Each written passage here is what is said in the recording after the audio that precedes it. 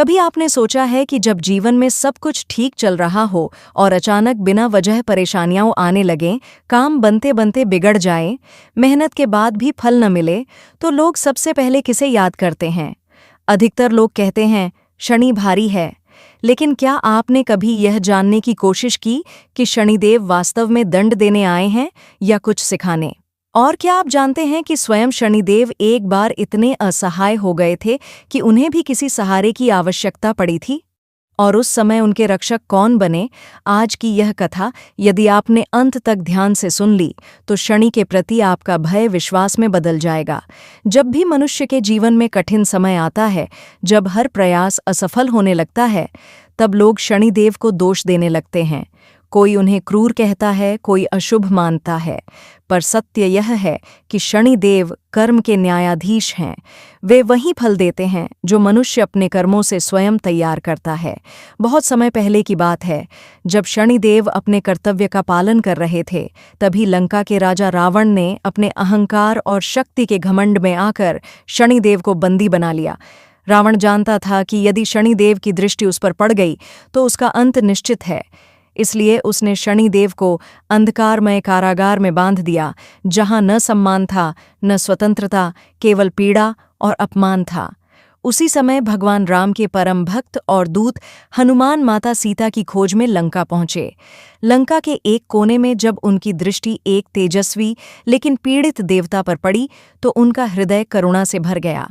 हनुमान जी ने देखा कि बंधन में होते हुए भी उस देवता के चेहरे पर क्रोध नहीं था, केवल धैर्य और कर्तव्य की शांति थी।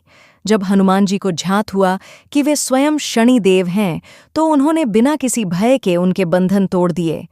उसी क्षण लंका में हलचल मच गई और रावण का अहंकार डगमगा उठा। मुक्त होते ही शनिदेव की आंखों से आंसू बह निकले। ये आंसू पीड़ा के नहीं, बल्कि कृतज्ञता के थे। शनिदेव ने हनुमान जी से कहा कि आज तुमने मुझे केवल बंधनों से नहीं, बल्कि अपमान से भी मुक्त किया है। इसके प्रतिफल स्वरूप उन्होंने वरदान दिया कि जो भी भक्त सच्चे मन से हनुमान जी का स्मरण करेगा, उस पर शनि की दृष्टि कठोर नहीं होगी। उसके जीवन में आने वाले कष्ट उसे तोड़ेंगे नहीं, बल्कि उसे मजबूत बनाएंगे।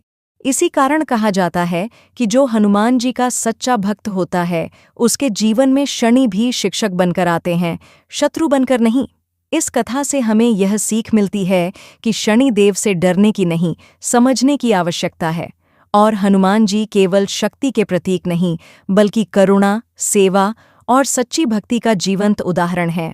यदि आज आपके जीवन में कठिन समय चल रहा है, यदि परेशानियां बिना कारण बढ़ती दिख रही हैं, तो घबराइए नहीं।